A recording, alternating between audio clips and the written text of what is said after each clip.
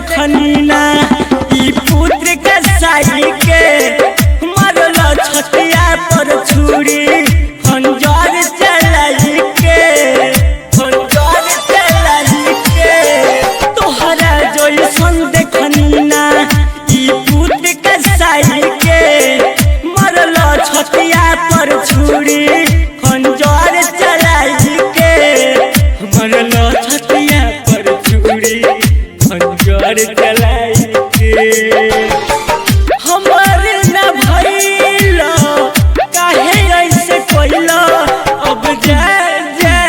जा जा रुआ गइला अब जा जा जा जा जा जा रुआ गइला। Kamlesh recording studio Mohammadpur. अब जा जा जा जा जा जा जा रुआ गइला तोहरा के दे देती ई करे जा कही के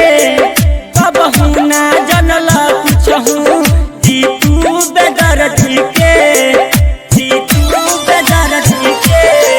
तोहरा के दे देती ई करे जा कही के कबहू ना जनला कुछहू सलोना सिकंदर के कबहू ना बुझला कुछहू सलोना सिकंदर के।